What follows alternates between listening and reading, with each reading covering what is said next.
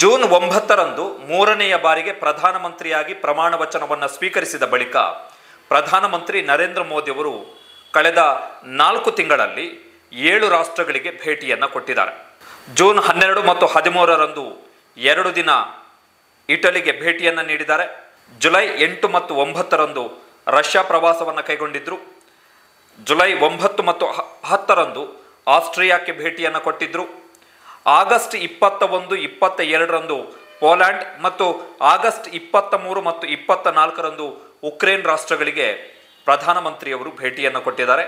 September 4 ಮತ್ತು September 5ರಂದು Brunei ಮತ್ತು Singapore ದೇಶಗಳಿಗೆ ಪ್ರಧಾನಮಂತ್ರಿಯವರು ಭೇಟಿಯನ್ನು ಕೊಟ್ಟಿದ್ದಾರೆ. ಅಷ್ಟೇ ಅಲ್ಲದೆ ಪ್ರಧಾನಮಂತ್ರಿಯಾದ ಬಳಿಕ ಮೂರನೆಯ ಬಾರಿಗೆ ಒಟ್ಟು 9 ರಾಜ್ಯಗಳಿಗೆ ಭೇಟಿಯನ್ನು ಕೊಟ್ಟಿದ್ದಾರೆ. ಜೂನ್ 12ರಂದು ಆಂಧ್ರ ಪ್ರದೇಶ ಮತ್ತು ಒಡಿಶಾ, ಜೂನ್ 18 ಮತ್ತು 19ರಂದು ಉತ್ತರ ಪ್ರದೇಶ ಮತ್ತು ಬಿಹಾರ, ಜೂನ್ 20 ಮತ್ತು 21ರಂದು ಜಮ್ಮು ಕಾಶ್ಮೀರ, ಜೂನ್ 13ರಂದು ಮಹಾರಾಷ್ಟ್ರ, ಜೂನ್ 26ರಂದು ಲಡಾಖ್, ಆಗಸ್ಟ್ 10ರಂದು ಕೇರಳ, ಆಗಸ್ಟ್ 25ರಂದು ಮಹಾರಾಷ್ಟ್ರ ಮತ್ತು ರಾಜಸ್ಥಾನ, ಆಗಸ್ಟ್ 30ರಂದು ಮತ್ತೆ ಮಹಾರಾಷ್ಟ್ರ.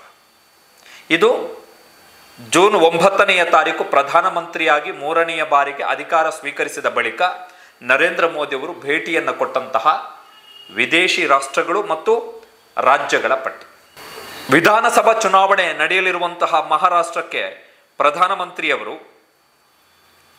3 ಬಾರಿ ಭೇಟಿಯನ್ನು ಕೊಟ್ಟಿದ್ದಾರೆ. ಈ 4 ತಿಂಗಳ ಅವಧಿಯಲ್ಲಿ ಜಮ್ಮು ಕಾಶ್ಮೀರದಲ್ಲಿ 2 ದಿನ ಕಳೆದಿದ್ದಾರೆ ಪ್ರಧಾನಮಂತ್ರಿ ನರೇಂದ್ರ ಮೋದಿ ಅವರು. ಮತ್ತೆ ಲಡಾಖ್ಗೂ ಕೂಡ ಭೇಟಿಯನ್ನು ಕೊಟ್ಟಿದ್ದಾರೆ.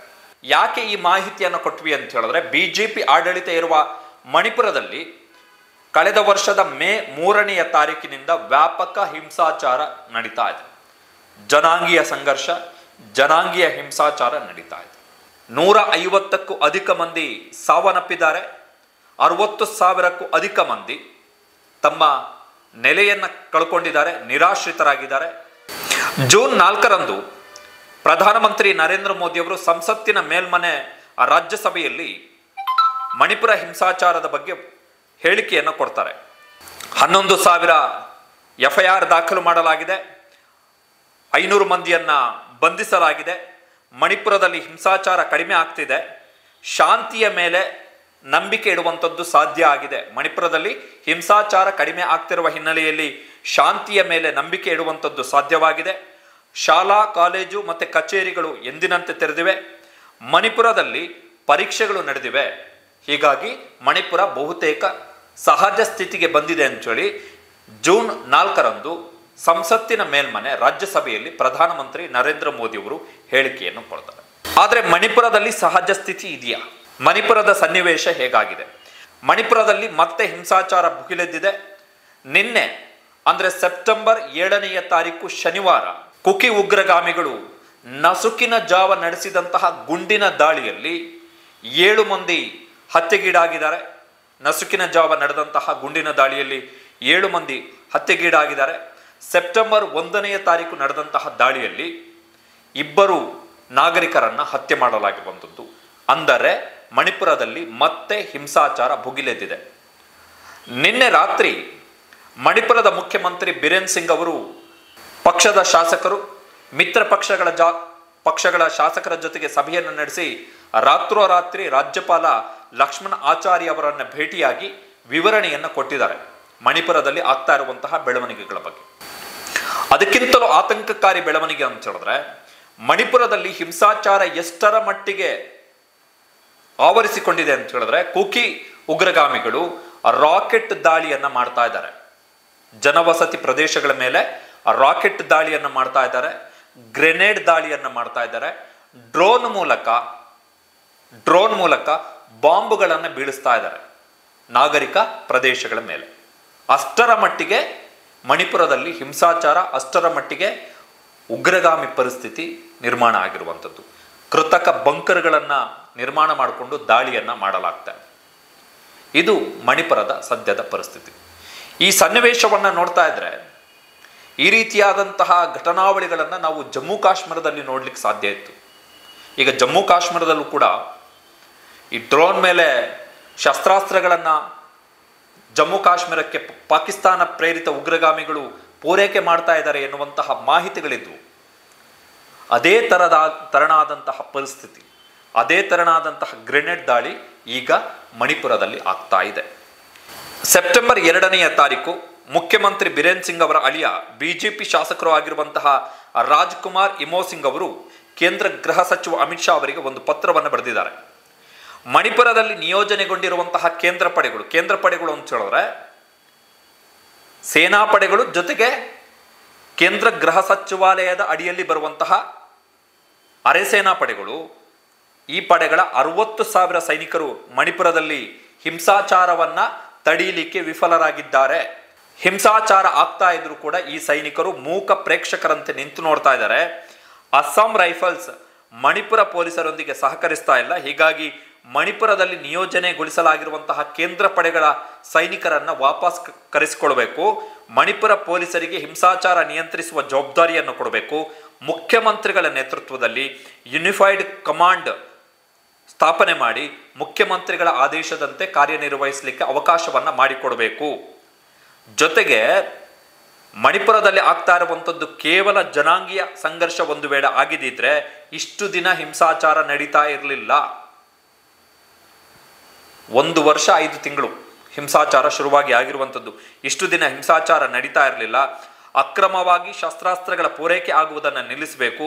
ಕೇಂದ್ರ ಸರ್ಕಾರದ ನೇತೃತ್ವದಲ್ಲಿ ಎಲ್ಲ ಭಾಗಿದಾರರ ಜೊತೆಗೆ ಸಂಧಾನ ನಡೀಬೇಕು ಎನ್ನುವಂತಹ ಬೇಡಿಕೆಯನ್ನ ಮುಖ್ಯಮಂತ್ರಿ ಬಿರೇನ್ ಸಿಂಗ್ ಅವರ ಅಳಿಯ ರಾಜ್ಕುಮಾರ್ ಇಮೋಸಿಂಗ್ ಅವರು ಕೇಂದ್ರ ಗೃಹ ಸಚಿವ ಅಮಿತ್ ಶಾ ಅವರ ಮುಂದೆ ಇಟ್ಟಿರುವಂಥದ್ದು. ಅಮಿತ್ ಶಾ ಅವರು ಜೂನ್ 17ನೇ ತಾರೀಕು ಮಣಿಪುರ ಹಿಂಸಾಚಾರಕ್ಕೆ ಸಂಬಂಧಪಟ್ಟ ಹಾಗೆ ಉನ್ನತ ಅಧಿಕಾರಿಗಳ ಜೊತೆಗೆ ಸಭೆಯನ್ನು ನಡೆಸಿದ್ದಾರೆ. ಅದರಲ್ಲಿ ಸೇನಾ ಪಡೆಗಳ ಅಧಿಕಾರಿಗಳು ಕೂಡ ಪಾಲ್ಗೊಂಡಿದ್ರು. ಜೊತೆಗೆ ಆಗಸ್ಟ್ ತಿಂಗಳಲ್ಲೂ ಕೂಡ ಸಭೆಯನ್ನು ನಡೆಸಿದ್ದಾರೆ. ಬಟ್ ಆಗಸ್ಟ್ನಲ್ಲೂ ಕೂಡ ಆಗಸ್ಟ್ 5ನೇ ತಾರೀಕು ಕೂಡ ಮಣಿಪುರದಲ್ಲಿ ಹಿಂಸಾಚಾರಕ್ಕೆ 5 ಮೃತಪಟ್ಟಿದ್ದಾರೆ. 5ರನ್ನ ಹತ್ಯೆ ಮಾಡಲಾಗಿರುವಂಥದ್ದು. ಸೊ ಇದು ಮಣಿಪುರದ ಸನ್ನಿವೇಶ. ರಾಕೆಟ್ಗಳನ್ನು ಬಳಸಲಾಗ್ತಾ ಇದೆ ಮಣಿಪುರದಲ್ಲಿ ಹಿಂಸಾಚಾರಕ್ಕೆ, ದಾಳಿಗೆ. ಗ್ರೆನೇಡ್ಗಳನ್ನು ಬಳಸಲಾಗ್ತಾ ಇದೆ. ಡ್ರೋನ್ ಮೂಲಕ ಬಾಂಬುಗಳನ್ನು ಬೀಳಿಸಲಾಗ್ತಾ ಇದೆ ಜನವಸತಿ ಪ್ರದೇಶಗಳ ಕಡೆಗಳಲ್ಲಿ. ಮಣಿಪುರ ಪೊಲೀಸರೇ ಅಧಿಕೃತವಾಗಿ ಕೊಡ್ತಿರುವಂತಹ ಮಾಹಿತಿಗಳ ಪ್ರಕಾರ ಅಪಾರ ಪ್ರಮಾಣದಲ್ಲಿ ರಾಕೆಟ್ಗಳು, ಗ್ರೆನೇಡ್ಗಳು ಜೊತೆಗೆ ಬಾಂಬ್, ಉಗ್ರಗಾಮಿಗಳು ಬೀಳಿಸಿರುವಂತಹ ಬಾಂಬ್ಗಳನ್ನು ಪತ್ತೆ ಹಚ್ಚಲಾಗ್ತಾ ಇದೆ. ಕೃತಕ ಬಂಕರ್ಗಳ ನಿರ್ಮಾಣ ಆಗಿದೆ ಉಗ್ರಗಾಮಿಗಳ ಕಡೆಯಿಂದ. ಸೊ ಏನಾಗ್ತಿದೆ ಹಾಗಾದ್ರೆ ಮಣಿಪುರದಲ್ಲಿ? ಮಣಿಪುರದ ಕಾಂಗ್ರೆಸ್ ಸಂಸದರು ಒಂದು ಪ್ರಶ್ನೆಯನ್ನು ಕೇಳಿದ್ದಾರೆ ನರೇಂದ್ರ ಮೋದಿ ಅವರಿಗೆ. ಯುದ್ಧ ಪೀಡಿತ ಉಕ್ರೇನಿಗೆ ಭೇಟಿ ಕೊಡಲಿಕ್ಕೆ ನರೇಂದ್ರ ಮೋದಿ ಅವರಿಗೆ ಸಾಧ್ಯ ಆಗುತ್ತೆ ಅನ್ನೋದಾದ್ರೆ ಮಣಿಪುರಕ್ಕೆ ಪ್ರಧಾನಮಂತ್ರಿ ನರೇಂದ್ರ ಮೋದಿ ಅವರು ಯಾಕೆ ಬರ್ತಾ ಇಲ್ಲ? 2022ರಲ್ಲಿ ಕಡೆಯದಾಗಿ ಪ್ರಧಾನಮಂತ್ರಿ ನರೇಂದ್ರ ಮೋದಿ ಅವರು ಮಣಿಪುರಕ್ಕೆ ಭೇಟಿ ಕೊಟ್ಟಿದ್ದಾರೆ. ಅದಾದ ಬಳಿಕ ಮಣಿಪುರಕ್ಕೆ ಪ್ರಧಾನಮಂತ್ರಿಯವರು ಭೇಟಿಯನ್ನು ಕೊಟ್ಟಿಲ್ಲ. ಅದರಲ್ಲೂ ಕಳೆದ ವರ್ಷದ ಮೇ 3ನೇ ತಾರೀಕು ಮಣಿಪುರದಲ್ಲಿ ಹಿಂಸಾಚಾರ ಶುರುವಾದ ಬಳಿಕ ಪ್ರಧಾನಮಂತ್ರಿ ನರೇಂದ್ರ ಮೋದಿ ಅವರು ಮಣಿಪುರಕ್ಕೆ ಭೇಟಿಯನ್ನೇ ಕೊಟ್ಟಿಲ್ಲ. 1 ಬಾರಿ ಅಮಿತ್ ಶಾ ಅವರು ಭೇಟಿಯನ್ನು ಕೊಟ್ಟಿದ್ದಾರೆ. ಅದಾದ ಬಳಿಕ ಅಮಿತ್ ಶಾ ಅವರ ನೇತೃತ್ವದಲ್ಲಿ ಸಭೆಗಳು ನಡೀತಾ ಇದೆ. ಆದರೆ ಹಿಂಸಾಚಾರ ತಣ್ಣಗಾಗ್ತಾ ಇಲ್ಲ. ಒಂದು ರಾಜ್ಯದಲ್ಲಿ, ಈ ದೇಶದ ಅವಿಭಾಜ್ಯ ಅಂಗವಾಗಿರುವಂತಹ ಮಣಿಪುರದಲ್ಲಿ ಹಿಂಸಾಚಾರ ತಣ್ಣಗಾಗ್ತಾ ಇಲ್ಲ. ಹಿಂಸಾಚಾರ ಬೇರೆ ಬೇರೆ ತಿರುವನ್ನು ಪಡೆದುಕೊಳ್ಳುತ್ತಿದೆ. ರಾಕೆಟ್ ದಾಳಿಯನ್ನು ಮಾಡಲಾಗ್ತಿದೆ, ಡ್ರೋನ್ಗಳ ಮೂಲಕ ಬಾಂಬ್ಗಳನ್ನು ಬೀಳಿಸಲಾಗ್ತಾ ಇದೆ, ಗ್ರೆನೇಡ್ ದಾಳಿ ಆಗ್ತಾ ಇದೆ ಜನವಸತಿ ಪ್ರದೇಶಗಳ ಮಧ್ಯೆ. ನಸುಕಿನ ಜಾವ ಉಗ್ರಗಾಮಿಗಳು ಬಂದು ಜನವಸತಿ ಪ್ರದೇಶಗಳಲ್ಲಿ ಗುಂಡಿನ ದಾಳಿಯನ್ನು ಮಾಡ್ತಾ ಇದ್ದಾರೆ. ಸೊ ಪರಿಸ್ಥಿತಿ ನಿಯಂತ್ರಣ ಬಂದಿಲ್ಲ ಮಣಿಪುರದಲ್ಲಿ. ಆದರೆ ಪ್ರಧಾನಮಂತ್ರಿ ನರೇಂದ್ರ ಮೋದಿ ಅವರು ರಷ್ಯಾಕ್ಕೆ ಭೇಟಿ ಕೊಟ್ಟಂತಹ ಸಂದರ್ಭದಲ್ಲಿ ಅಲ್ಲಿ ಭಾಷಣವನ್ನು ಮಾಡ್ತಾರೆ. ಯುದ್ಧದಿಂದ ಏನೂ ಪರಿಹಾರ ಆಗಲ್ಲ, ಶಾಂತಿ ಸ್ಥಾಪನೆ ಆಗಬೇಕು ಅಂತೇಳಿ. ಉಕ್ರೇನಿಗೆ ಭೇಟಿ ಕೊಟ್ಟಂತಹ ಸಂದರ್ಭದಲ್ಲೂ ಕೂಡ ಅಲ್ಲಿ ಶಾಂತಿಯ ಭಾಷಣವನ್ನು ಮಾಡ್ತಾರೆ. ಆದರೆ ಡಬಲ್ ಇಂಜಿನ್ ಮಣಿಪುರದಲ್ಲಿ ಬಿಜೆಪಿ ಸರ್ಕಾರವೇ ಇರುವಂಥದ್ದು, ಜೊತೆಗೆ ಕೇಂದ್ರದಲ್ಲೂ ಕೂಡ ಬಿಜೆಪಿ ಸರ್ಕಾರ ಈಗ NDA ಸರ್ಕಾರ ಇರುವಂಥದ್ದು. 2023ರಲ್ಲಿ ಬಿಜೆಪಿಯ ಸರ್ಕಾರ ಇದ್ದಿದ್ದು ಕೇಂದ್ರದಲ್ಲಿ. ಸೊ ಡಬಲ್ ಇಂಜಿನ್ ಸರ್ಕಾರ ಇದ್ದಾಗ್ಯೂ ಕೂಡ ಮಣಿಪುರದ ಸರ್ಕಾರಕ್ಕೆ ಯಾಕೆ ಈ ಹಿಂಸಾಚಾರವನ್ನು ತಹಬದಿಗೆ ತರಲಿಕ್ಕೆ ಸಾಧ್ಯ ಆಗ್ತಾ ಇಲ್ಲ? ಮಿಲಿಟೆಂಟ್ಗಳು, ಉಗ್ರಗಾಮಿಗಳು ಇಷ್ಟರ ಮಟ್ಟಿಗೆ ಒಂದು ರಾಜ್ಯದಲ್ಲಿ ಇಡೀ ಕಾನೂನು ಸುವ್ಯವಸ್ಥೆಗೆ ಧಕ್ಕೆಯನ್ನು ಉಂಟು ಮಾಡುವ ಮಟ್ಟಿಗೆ ಆತಂಕವನ್ನು ಸೃಷ್ಟಿ ಮಾಡಿದ್ದಾರೆ, ಅವರ ಅಸ್ತಿತ್ವ ಎಸ್ಟಾಬ್ಲಿಷ್ ಆಗಿದೆ ಅನ್ನೋದಾದರೆ ಅದನ್ನು ಯಾರು ಜವಾಬ್ದಾರರು? ಅಮಿತ್ ಶಾ ಅವರು ಜಮ್ಮು ಕಾಶ್ಮೀರ ಚುನಾವಣಾ ಭಾಷಣದಲ್ಲಿ ಹೇಳಿದ್ದಾರೆ, ಒಂದು ವೇಳೆ ಜಮ್ಮು ಕಾಶ್ಮೀರದಲ್ಲಿ ಕಾಂಗ್ರೆಸ್ ಮತ್ತು ನ್ಯಾಷನಲ್ ಕಾನ್ಫರೆನ್ಸ್ ನೇತೃತ್ವದ ಮೈತ್ರಿಕೂಟ ಅಧಿಕಾರಕ್ಕೆ ಬಂದರೆ ಮತ್ತೆ ಉಗ್ರಗಾಮಿಗಳು ಜಮ್ಮು ಕಾಶ್ಮೀರದಲ್ಲಿ ನೆಲೆ ಊರ್ತಾರೆ, ದಾಳಿ ಜಾಸ್ತಿ ಆಗುತ್ತೆ ಅಂತೇಳಿ. ಮಣಿಪುರದ ಬಗ್ಗೆ ಮಾತಾಡಿ ಮಾನ್ಯ ಗೃಹ ಸಚಿವರು, ಯಾಕೆ ಏನಾಗ್ತಿದೆ ಮಣಿಪುರದಲ್ಲಿ? ಏನಾಗ್ತಿದೆ ಮಣಿಪುರದಲ್ಲಿ? ನಮ್ಮ ದೇಶದ ಅವಿಭಾಜ್ಯ ಅಂಗ. ಪಾಪ್ಯುಲೇಷನ್ ಕಮ್ಮಿ ಇರಬಹುದು, 2 ಲೋಕಸಭಾ ಕ್ಷೇತ್ರಗಳಿರ್ಬೋದು. ಒಂದು ವೇಳೆ ಮಣಿಪುರದಲ್ಲಿ 10-20 ಈ ಲೆಕ್ಕಾಚಾರದಲ್ಲಿ ಲೋಕಸಭಾ ಕ್ಷೇತ್ರಗಳು ಇದ್ದಿದ್ದರೆ ನರೇಂದ್ರ ಮೋದಿ ಅವರ ವರ್ತನೆ ಈ ರೀತಿಯೇ ಇರ್ತಿತ್ತ? ಅಮಿತ್ ಶಾ ವರ್ತನೆ ಇದೇ ರೀತಿ ಇರ್ತಿತ್ತ? ಯಾಕೆ ಜವಾಬ್ದಾರರಾಗ್ತಾ ಇಲ್ಲ? ಬಿರೇನ್ ಸಿಂಗ್ ಅವರನ್ನು ಮುಖ್ಯಮಂತ್ರಿ ಸ್ಥಾನದಿಂದ ಇಳಿಸ್ತಾರೆ ಅಂತೇಳಿ ಹೇಳಲಾಗ್ತಾ ಇತ್ತು. ನೋಡಿ, ಅವರ ಅಳಿಯನೇ ಪತ್ರವನ್ನು ಬರೆದಿದ್ದಾರೆ. ಕೇಂದ್ರ ಪಡೆಗಳು, ಸೆಂಟ್ರಲ್ ಫೋರ್ಸಸ್ 60,000 ಸೈನಿಕರಿದ್ದಾರೆ, ಆದರೂ ಕೂಡ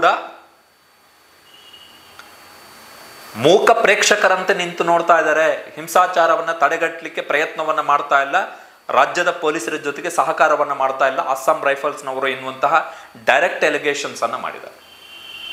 ಸೆಂಟ್ರಲ್ ಫೋರ್ಸಸ್ ಬರುವಂಥದ್ದು, ಅರೆಸೇನಾ ಪಡೆಗಳು ಬರುವಂಥದ್ದು ನೇರವಾಗಿ ಕೇಂದ್ರ ಗೃಹ ಸಚಿವಾಲಯದ ಅಡಿಯಲ್ಲಿ. ಸೊ ಗೃಹ ಸಚಿವರು ಉತ್ತರ ಕೊಡಬೇಕಲ್ಲ. ಜೂನ್ 4ನೇ ತಾರೀಕು ನರೇಂದ್ರ ಮೋದಿ ಅವರು ಉತ್ತರವನ್ನು ಕೊಟ್ಟಿದ್ದಾರೆ ರಾಜ್ಯಸಭೆಯಲ್ಲಿ. ಎಲ್ಲ ಸರಿ ಹೋಗ್ತಾ ಇದೆ, ಶಾಂತಿ ಮತ್ತೆ ನಿರ್ಮಾಣ ಆಗುವಂತಹ ಆಶಾಭಾವ ಮೂಡ್ತಾ ಇದೆ, ಹಿಂಸಾಚಾರ ಕಡಿಮೆ ಆಗಿದೆ ಅಂತೇಳಿ. ಬಟ್ ಸೆಪ್ಟೆಂಬರ್ 1ನೇ ತಾರೀಕು ದಾಳಿಯಲ್ಲಿ 2 ಸತ್ತೋಗಿದ್ದಾರೆ. So very important question. Narendra Modi ಅವರ ಸರ್ಕಾರ ಮಣಿಪುರದ ಇಶ್ಯೂಸನ್ನು ಹ್ಯಾಂಡಲ್ ಮಾಡ್ತಿರುವಂತಹ ರೀತಿಯನ್ನು ಗಮನಿಸಿದ್ರೇ ಆಘಾತ ಆಗತ್ತೆ. ಈ ಬಾರಿ ಲೋಕಸಭಾ ಚುನಾವಣೆಯ ಸಂದರ್ಭದಲ್ಲಿ BJPಯವರು ಒಂದು ಆ್ಯಡ್ ಬಿಟ್ಟಿದ್ರು, ಯುದ್ಧವನ್ನು ನಿಲ್ಲಿಸಿಬಿಟ್ರು, ವಾರ್ ರುಕ್ವಾದಿ ಪಾಪ ಅಂತೇಳಿ. ಯಾರು? ನರೇಂದ್ರ ಮೋದಿ ಅವರು ರಷ್ಯಾ ಉಕ್ರೇನ್ ಯುದ್ಧವನ್ನು ನಿಲ್ಲಿಸಿಬಿಟ್ರು ಅಂತೇಳಿ. ಸೊ ಅಷ್ಟೊಂದು ಇಮೇಜು, ಅಷ್ಟೊಂದು ವರ್ಚಸ್ಸಿರುವಂತಹ ಪ್ರಧಾನಮಂತ್ರಿ ನರೇಂದ್ರ ಮೋದಿ ಅವರಿಗೆ ಮಣಿಪುರದಲ್ಲಿ ಆಗ್ತಾ ಇರುವಂತಹ ಹಿಂಸಾಚಾರವನ್ನು ತಡೆಗಟ್ಟಲಿಕ್ಕೆ, ಅದು ಕೂಡ ಈಗ ಮುಖ್ಯಮಂತ್ರಿಗಳ ಅಳಿಯನೇ ಹೇಳ್ತಾ ಇರುವಂಥದ್ದು, ಇದು ಜನಾಂಗೀಯ ಹಿಂಸಾಚಾರವಾಗಿ ಉಳಿದುಕೊಂಡಿಲ್ಲ, ಮಿಲಿಟೆಂಟ್ಗಳಿಗೆ, ಉಗ್ರಗಾಮಿಗಳಿಗೆ ಅಪಾರ ಪ್ರಮಾಣದಲ್ಲಿ ಶಸ್ತ್ರಾಸ್ತ್ರ ಪೂರೈಕೆ ಆಗ್ತಾ ಇದೆ, ಇದನ್ನು ತಡೆಗಟ್ಟಬೇಕು ಅಂತೇಳಿ. ಸೊ ಮಣಿಪುರ ಹಾಗಾದರೆ ಮತ್ತೊಂದು ಜಮ್ಮು ಕಾಶ್ಮೀರ ಆಗುವ ಮಟ್ಟಕ್ಕೆ ಹೋಗ್ಬಿಡುತ್ತಾ? ಆತಂಕಗಳು, ನಮಗೆ ಖಂಡಿತ ಆತಂಕಗಳಿವೆಲ್ಲವೂ ಕೂಡ. ಬಟ್ ಉಕ್ರೇನ್ ಯುದ್ಧವನ್ನು ನಿಲ್ಲಿಸಿದಂತಹ ಮೋದಿಗೆ ಮಣಿಪುರದಲ್ಲಿ, ಅದು ಕೂಡ ಡಬಲ್ ಎಂಜಿನ್. ಈಗ ಒಂದು ವೇಳೆ ಕಾಂಗ್ರೆಸ್ ಸರ್ಕಾರ ಇದ್ದಿದ್ದಿದ್ರೆ ಅಲ್ಲಿ ಸರ್ಕಾರ ಸಹಕರಿಸ್ತಾ ಇಲ್ಲ, ನಮಗೆ ನಮ್ಮ ಬೆಂಬಲಕ್ಕೆ ನಿಲ್ತಾ ಇಲ್ಲ, ನಾವು ಕೇಂದ್ರದಿಂದ ಇಷ್ಟು ಸಹಕಾರ ಕೊಟ್ಟರು ಕೂಡ ಅವರು ಸ್ಪಂದನೆ ಮಾಡ್ತಾ ಇಲ್ಲ ಅಂಥೇಳಿ BJPಯವರು ಅಲಿಗೇಷನ್ಸ್ ಮಾಡ್ಬೋದಿತ್ತು. ಬಟ್ ಅಲ್ಲಿ ಡಬಲ್ ಎಂಜಿನ್ ಸರ್ಕಾರ ಇರುವಂಥದ್ದು. Modi should answer. ನಾನು ವಿಶ್ವಗುರು, ವಿಶ್ವನಾಯಕ, 56 ಇಂಚಿನ ಎದೆಯ ನಾಯಕ, ಕೆಂಗಣ್ಣಿನಿಂದ ಚೀನಾವನ್ನು ಕೆಕ್ಕರಿಸಿ ನೋಡ್ತೀನಿ. ಇಂಟರ್ನಲ್ ಸೆಕ್ಯೂರಿಟಿ ಇಶ್ಯೂಸ್ ದೊಡ್ಡ ಥ್ರೆಟನಿಂಗ್ ಪಾಯಿಂಟ್ ಆಗಿ ಕಾಡ್ತಾ ಇದೆ ನಮಗೆ.